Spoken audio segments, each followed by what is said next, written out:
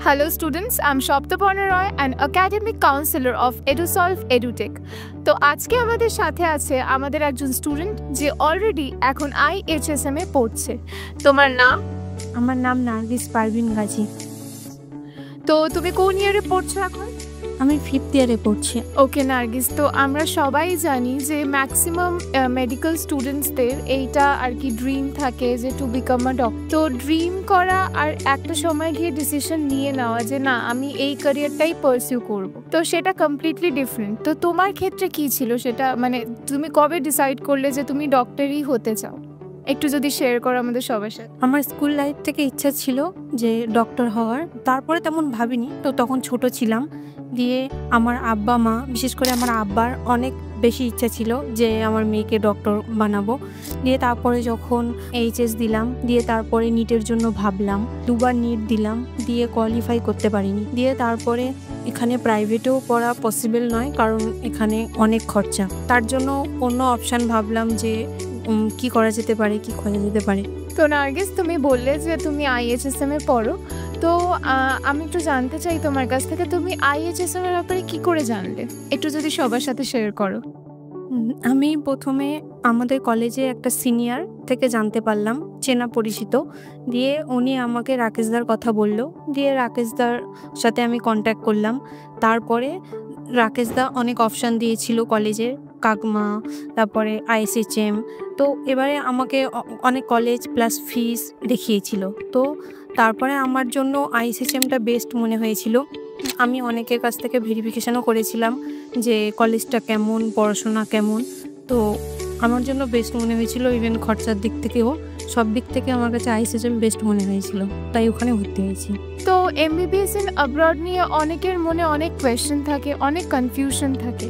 তো তোমার যখন IHSM এ অ্যাডমিশন প্রসিডিওরটা হলো, সেটা কীরমভাবে হলো বা কতটা স্মুথ ছিল, weather it was hassle free or not, সেটা যদি আমাদের সবার সাথে একটু শেয়ার করো। ISHM এ অ্যাডমিশনটা অনেক স্মুথ ছিল, কারণ রাকেশদা এখানে ফ্লাইট বা ব্যাপারগুলো পুরো রাকেশদা দেখে। তারপরে কলেজে গিয়ে নন প্যাকেজ দুটোই অপশান থাকে। আমি নন প্যাকেজে ভর্তি হয়েছিলাম।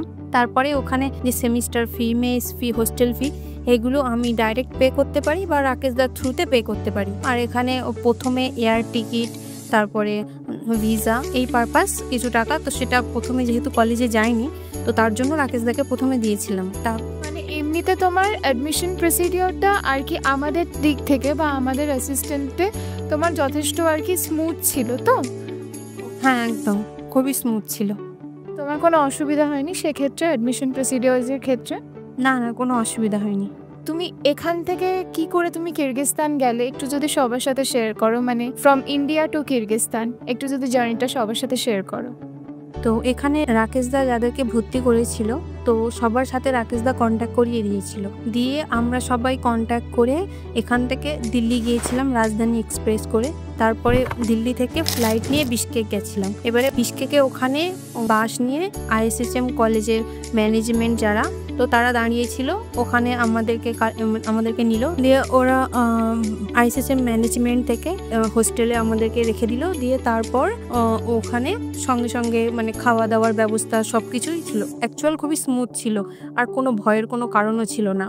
তো এখান থেকে যারা পড়তে যায় বাইরে, তো তারা একটু আর নার্ভাস থাকে, একটু টেনশন থাকে তাদের, যে ওখানে গিয়ে তাদের যে কমিউনিটিটা তারা আর কি যাদের সাথে থাকবে বা যাদের সাথে ক্লাস করবে তারা কীরকম হবে। তো সেক্ষেত্রে আমি যদি একটু জানতে চাই যে তোমার সিনিয়র্স কীরকম ছিল, বা তুমি ওখানে যাদের সাথে থেকেছো, যে কমিউনিটিটায় থেকেছো, তারা কতজন ইন্ডিয়ান ছিল, বা তুমি তাদের কতটা সাপোর্ট পেয়েছো, বা কতটা মানে ওখানে কিভাবে ছিলে, একটু যদি জানতে চাই। ওখানে তো ইন্ডিয়ান স্টুডেন্ট প্রচুর আছে, তার মধ্যে থেকে যেহেতু আমি বাঙালি, তো আমি সবসময় বাঙালিদের সাথে থাকতে চাইতাম, বাঙালি ফ্রেন্ড খুঁজতাম। প্রথমে আমি নন বেঙ্গলিদের সাথেই ছিলাম, দিয়ে তারপরে ওরা মহারাষ্ট্রের ছিল। তারপর ওখান থেকে আমরা প্রথম ইয়ার হোস্টেল ছিলাম, আমাদের ফার্স্ট ইয়ার হোস্টেল কম্পালসারি ছিল। তারপর এবার রাকেশদা, যদি কোনো প্রবলেম হতো রাকেশদাকে কল করতাম, তো সব কিছু রাকেশদা দেখে দিত। আর ওখানে সিনিয়র যারা বাঙালি সিনিয়র আছেন, খুবই ভালো সিনিয়র, তো সব দিক থেকেই ওরা হেল্প করে। তো বিশেষ করে প্রচুর বাঙালি আছে ওখানে, বাঙালিরা বাঙালিদেরকে অনেক হেল্প করে। তো তুমি তো অলরেডি IHSM এ পড়ছো, তো তোমার এক্সপিরিয়েন্সটা কিরকম লাগছে তোমার কলেজটা, বা কলেজটাতে তুমি কতটা নিজের কমফর্ট স্পেস খুঁজে পাচ্ছ, একটু যদি সবাইকে জানাও। কলেজের কমফোর্টেবল বলতে ওখানে টিচাররা খুবই ফ্রেন্ডলি। তারপর ওখানে ইন্ডিয়ান কলেজে যে র্যাগিংয়ের যে সিস্টেমগুলো থাকে, তো ওখানে ওরকম কোনো র্যাগিং নেই, কিছু নেই।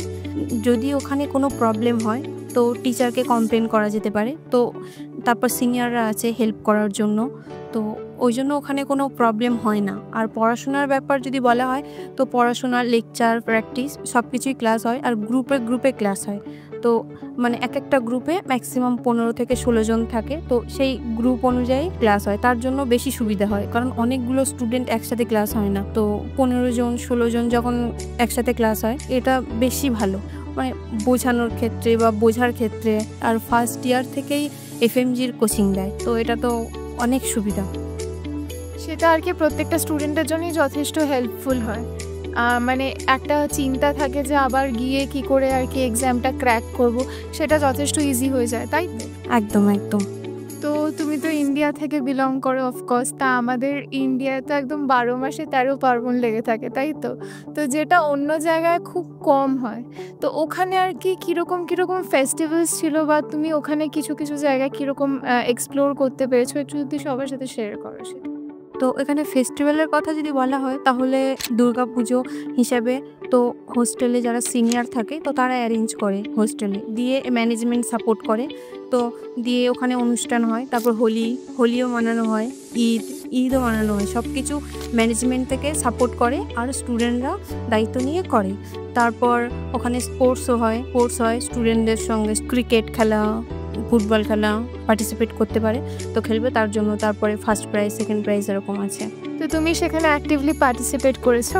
না, আমি কোনোদিন করিনি। তো এখান থেকে তুমি ওখানে পড়তে গেছো, এখানকার কালচার ইজ ডিফারেন্ট, ওখানকার কালচারটা ইটস ডিফারেন্ট। তো তুমি ওখানে গিয়ে ইন্ডিয়াকে কতটা মিস করো, বা ইন্ডিয়ার যে কমফর্ট জোনটা আছে তুমি ওখানে কতটা আর কি পেয়েছো, একটু যদি সবার সাথে শেয়ার করো।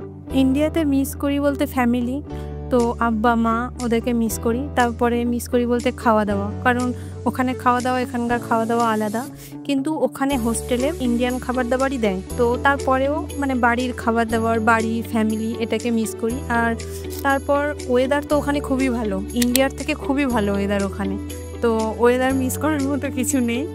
আর যে ফেস্টিভ্যালগুলো ঈদ, পূজা, হোলি এগুলো মিস করি। আচ্ছা।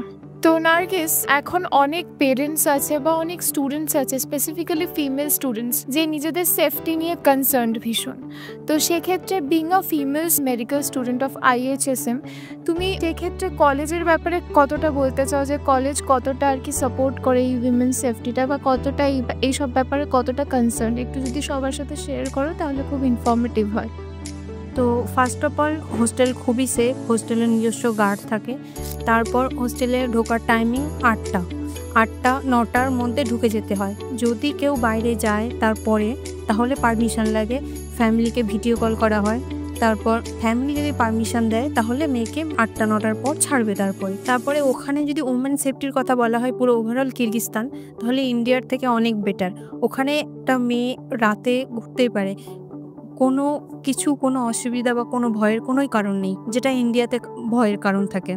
কিছু ক্ষেত্রে থেকেই যায় এরকম ধরনের কোয়েশ্চেন। তো বাবা মাদের ম্যাক্সিমাম কনসার্নই এই জিনিসটা নিয়ে। তো তুমি কি তাদের কি সাজেস্ট করছো উইমেন সেফটির ব্যাপারে, একটু যদি সবাইকে সেটা জানাও। ওমেন সেফটি বলতে ওখানে কিরগিজস্তানে পাঠানোর পর ওমেন সেফটি ভাবার কিছু নেই, কারণ ওখানে ওখানে অ্যাকচুয়াল ব্যাপার ওটা, ওখানে মেয়ে বেশি, মানে অ্যাকচুয়াল জনসংখ্যা হিসাবে ওখানে মেয়ে বেশি। তো ওখানে যদি কোনো ছেলে যদি কোনো মেয়ের সাথে কথাও বলে, যদি একটু জোরে কথা বলে, তো লোকালরা তাকে বলবে যে মেয়েটাকে যে ডিস্টার্ব করছে কিনা। যদি মেয়েটা বলে যে ডিস্টার্ব করছে তো তাহলে মোটামুটি তাকে কমপ্লেন করে দেয়। তো ওখানে মেয়েদের সেফটি নিয়ে ভাবার কিছু নেই, ইন্ডিয়ার থেকে অনেক বেশি সেফ ওখানে। তো প্রত্যেকজন মেডিকেল স্টুডেন্ট নিজের ফিউচারটাও খুব ভালো করে প্ল্যান করে রাখে। সেক্ষেত্রে তোমার কি বক্তব্য, মানে তোমার ফিউচার প্ল্যানিং কীরকম, বা ধরো তুমি ইন্ডিয়াতে এসে প্র্যাকটিস করতে চাও কিনা, তুমি পিজি নিয়ে কি ভাবছো? তো ওখান থেকে এসে আমার তো আর 1 বছর বাকি, 26-এ আমি ডিগ্রি নেব, দিয়ে দিল্লিতে কোচিং, দিয়ে তারপর এফএমজি, দিয়ে এফএমজি করার পর কলকাতাতে ইন্টার্নশিপ করব, তারপর ইন্টার্নশিপের পর এমডির জন্য প্রিপারেশন নেওয়ার ইচ্ছা আছে। ওকে।